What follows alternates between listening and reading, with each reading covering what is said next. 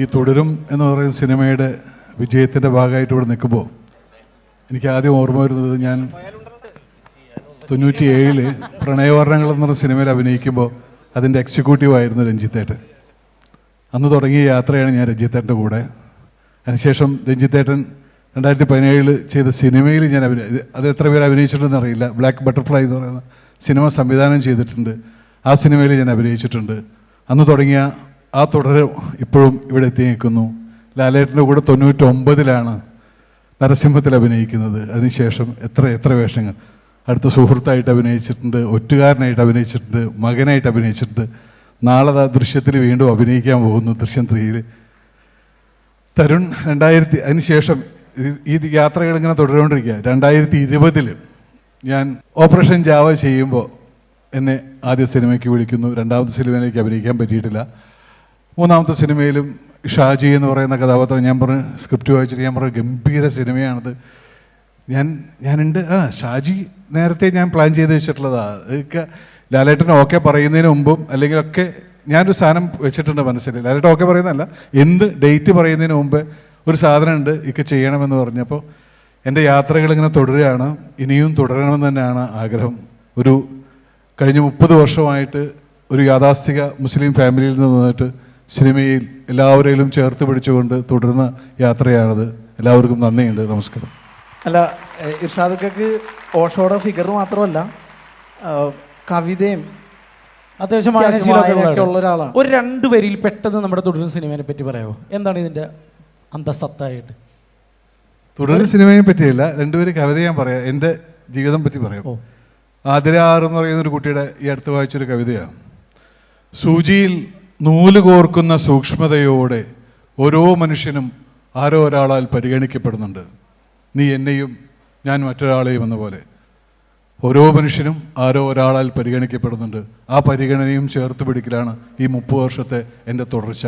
ഇനിയും മരണം വരെ ഇത് തുടരണമെന്ന് തന്നെ ആഗ്രഹം. Thank you very much. അപ്പോൾ ഇനി ഒരുപാട് പേരെ നമുക്ക് പരിഗണിക്കാനുണ്ടല്ലോടാ.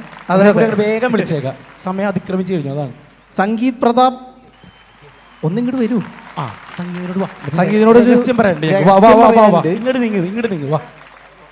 മരിയാക്ക് ഈ ഇർഷാദക്കയുടെ കവിത പോലെ പോയിക്കൊണ്ടിരുന്ന ഒരു കുടുംബത്തിലോട്ട് നീ വന്ന് കയറി അന്ന് ഒടുങ്ങിയ പ്രശ്നങ്ങളാണ്.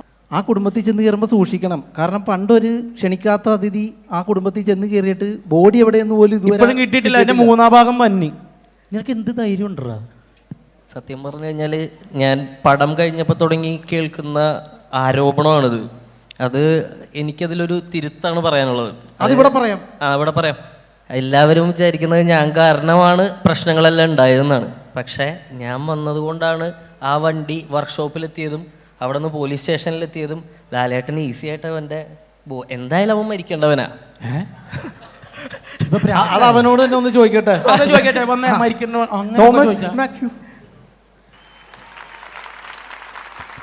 സംഗീത് പറഞ്ഞതിനോട് യോജിക്കുന്നുണ്ടോ? സാധാരണഗതിയിൽ നായകൻ്റെ നിന്ന് ഇടിമേടിക്കാറുണ്ട് വില്ലന്മാർ, വില്ലൻ്റെ നിന്ന് നായകൻ ഇടിമേടിക്കാറുണ്ട്. ഇത് നായകൻ്റെ നിന്നും വില്ലൻ്റെ നിന്നും അടിമേടിക്കുകയും പോരാത്തതിന് ഷൂട്ടിങ്ങിന് സ്വന്തം തല കൊണ്ടുപോയി പലയിടത്തും ഇടിപ്പിക്കുകയും ചെയ്യുന്നതൊക്കെ നമ്മൾ കേട്ടു. എന്താണ്? ഇല്ല, തമാശയ്ക്ക് വീട്ടിൽ പറയും ഓരോ സിനിമ കഴിയുമ്പോഴും ഓരോ ട്രോഫി ആയിട്ട് വീട്ടിലേക്ക് വരുന്നത്. അതുപോലെ ഒരു ട്രോഫി ആയിട്ട് കൂട്ടിയെന്നേ ഉള്ളൂ. പിന്നെ ലാലേട്ടൻ്റെ കൂടെ ഈ പടത്തിന് ഹാപ്പിയാണ്. തല മുട്ടിയാലും കുഴപ്പമൊന്നുമില്ല. വിഷ്ണു, ലാലേട്ടൻ്റെ കൂടെ അഭിനയിക്കാൻ ചാവാൻ തയ്യാറാ. അപ്പോഴാണൊന്ന് തലയിടിപ്പിക്കലും. ഒന്ന് പോയടാ, അടുത്ത ആളുകൾ. അർഷ ബൈജു, അർഷയോട് ചോദിക്കാൻ വേണ്ടി ചില ചോദ്യങ്ങൾ നമ്മളെ ചില ആൾക്കാരെ ഏൽപ്പിച്ചിട്ടുണ്ട്. ഒറ്റ ചോദ്യമുള്ളൂ, കർമ്മയിൽ വിശ്വസിക്കുന്നുണ്ടോ? എനിക്കൊന്ന് തരുൺ ചേട്ടൻ എനിക്ക് അറിഞ്ഞു തന്നാണെന്ന് തോന്നി ക്യാരക്ടർ മുകുന്ദനുണ്ണി കണ്ടിട്ട്. കർമ്മയിൽ എൻ്റെ കഥാപാത്രം എന്താണോ വിശ്വസിക്കുന്നത് അങ്ങനെയാണ് ഞാനും. അത് മാത്രമേ എനിക്ക് പറയാനുള്ളൂ. കഥാപാത്രത്തിൻ്റെതാണ്. ഇപ്പൊ തൽക്കാലം അങ്ങനെ പോട്ടെ. ഇവിടെ ഉണ്ടല്ലോ, അപ്പൊ എനിക്ക് പേടിയാണോ മാറ്റി പറയാനായിട്ട്. അമൃത വളരെ ഹാപ്പിയാണ്. കാരണം രശ്മിക അതാ ഞാനും പറഞ്ഞു വന്നേ. എന്തൊരു ഹാപ്പി ആയിട്ട് പുള്ളിക്കാരത്തി തന്നെ. എന്താ കാര്യം? നമ്മളൊക്കെ ഒരു മെസ്സേജ് അയച്ചു കഴിഞ്ഞാൽ ഒരു റിപ്ലൈ, പുള്ളിക്കാരത്തി അല്ല രശ്മിക മന്ദാന, ഒരു റിപ്ലൈ തരാറില്ല. പക്ഷേ രശ്മിക മന്ദാന ഹായ് മോളൂസെ ജാടയാണോ ഒരു ഹായ് തരൂ എന്നും പറഞ്ഞ് രശ്മിക മന്ദാനക്ക് മെസ്സേജ് അയച്ചാൽ അവർ തിരിച്ചയക്കുമോ? പുള്ളിക്കാരി ഒരു റീൽ ചെയ്തത് കണ്ടിട്ടാണ് രശ്മിക കമന്റ് ചെയ്തത് അല്ലേ? അതെ അതെ. അപ്പൊ എന്താണ് എക്സ്പീരിയൻസ്? എന്തെങ്കിലും സന്തോഷം പങ്കുവയ്ക്കാണ്ടെങ്കിൽ വേഗം ആവാം. അത് ഞാൻ ഇവിടെ നിൽക്കാനുള്ള കാരണം തന്നെ എൻ്റെ മാമനാണ് അശ്വിൻ.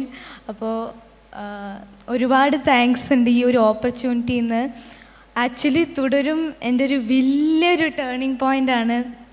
ലൈക്ക് ഒരു നോർമൽ കുട്ടി ഒരു ശോഭന മാമിൻ്റെയും ലാൽ സാറിൻ്റെ ഒരു ഫാൻ ഗേളിൽ നിന്ന് അവരുടെ മകളായിട്ട് അഭിനയിക്കുക, അതൊരു വലിയൊരു ബ്ലോക്ക് ബസ്റ്റർ ആവുക എന്നൊക്കെ പറഞ്ഞു കഴിഞ്ഞാൽ ഇറ്റ്സ് അൺഇമാജിനബിൾ.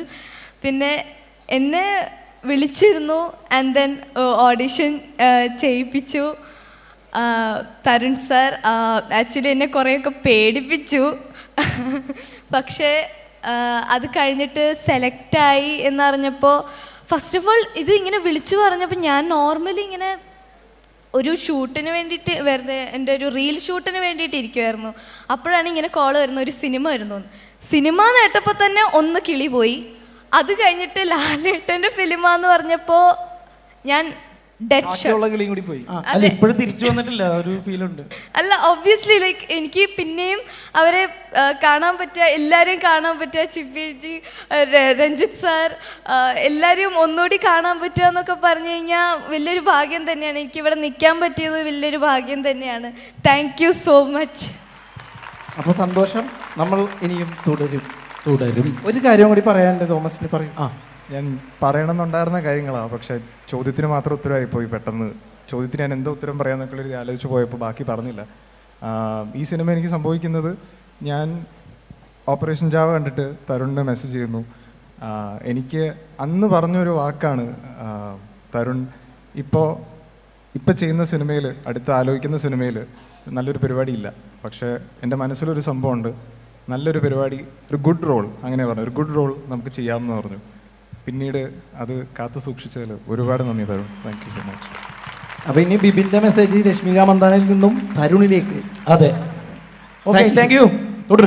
എനിക്കും നന്ദി പറയണ്ട്. തരുൺ ചേട്ടാ thank you so much. Binu ചേട്ടാ, രഞ്ജിത്ത് സാർ, അവന്തിക, എല്ലാവർക്കും ഒത്തിരി നന്ദി. Thank you so much.